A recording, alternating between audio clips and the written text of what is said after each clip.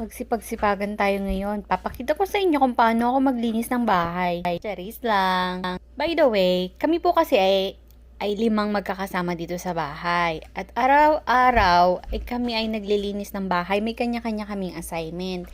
Pero ngayong linggo, ako ay nakatoka sa kusina. Yung iba kong kasama sa hallway, sa CR, sa bathroom, and sa pagtatapon ng basura. Kung last time nakita nyo ako nung nagtatapon ako ng basura, yun, every Tuesday and Thursday, schedule namin yun. Ako bahala sa basura, ako magliligpit, lahat-lahat. And ngayon naman, ay ang kusina, ito ang pinakamahirap sa assignment namin kasi araw-araw kailangan malinis.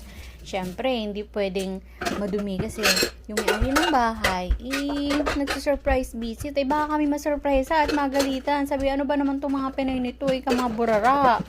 Samut-sari ang kala, tas kamalikabok. Ganon. Kaya kailangan namin maglinis. Lahat-lahat yan hanggang sa pagliligpit ng mga utensils, ng mga pinggan, tapos paglalampaso. Yan lang.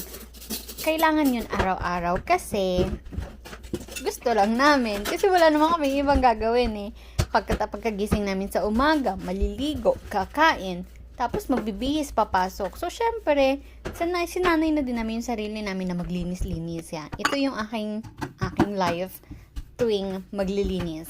Ganun lang. Pero dahil ngayon, Saturday, Sunday, yon, papakita ko sa inyo kung paano ako magsipagsipagan. Ganyan talaga ang buhay ng content creator, di ba?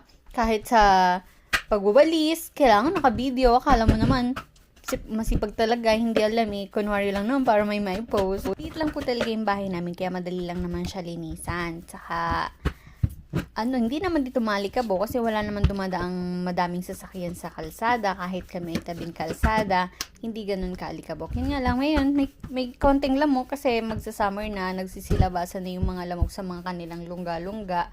Kaya yan, habang nagbabalsa ko, may isa pa akong nakitang lamok. Tapos after nito, siguro mga ilang araw lang, magsisilabasan na naman yung mga ipis, yung mga kaaway namin. Kasi lagi silang nagre-rego dun baga. Pagising namin sa umaga, naku, mga nakapila. Akala mo ay magsasayaw ng kotilyon. Mga nakapila at magsasayaw yata. Ton, tararan, tan, ganun. Kaya nakakaloka, kaya kailangan namin mapanatiling malinis. Pero kung makikita nyo, para akong tanga-tanga lang dyan. Hindi maayos yung paglalampaso. Basta lang malampaso. Tapos hindi pa nilalagyan ng sabon. Kasi nga po, araw-araw naman kami naglilinis. Masabi lang naglinis, pero char lang. Pero syempre, para maiwasan yung mga,